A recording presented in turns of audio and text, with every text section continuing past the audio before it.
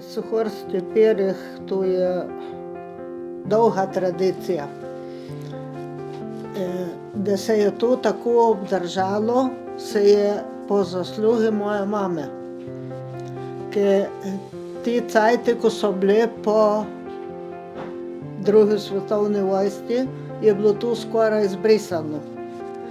Prej so risali to skoraj po vseh hišah in imeli. Po je bilo pa tak cvet, da se je to ni bilo več pomembno in to. Moja mama je kljub vsemi temi to tradicijo držala. In pol pa po njeni smrti, ko smo bili navajeni zmeraj to jemati za veliko noč in dati za darila, in ko in pol sem začela jaz to delati, no. Tako da zdaj dela tudi hčerka moja, tudi vnukinja, tako da je že 6. rod, ko to dokazano gre naprej. Samo mama je risala na polna jajca, jaz pa zdaj na prazna, da je bolj, malo je bolj treba paziti, je bolj delikato ko na polkno. Ta vzorec je še od starega očeta, od moje mame. In ta gre z roda v rod naprej. Jančko je tudi pol nagelj, to nagelj mora biti, ne.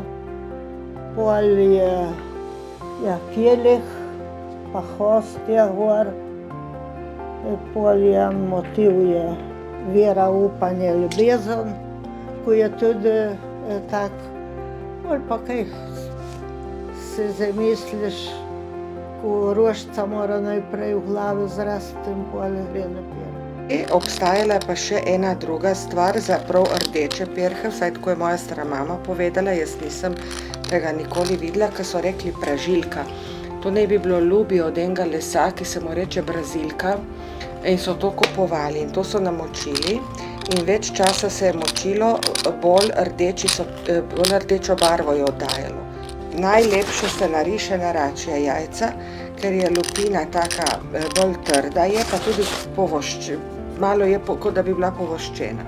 Tradicionalno so pa krasili kokošja jajca.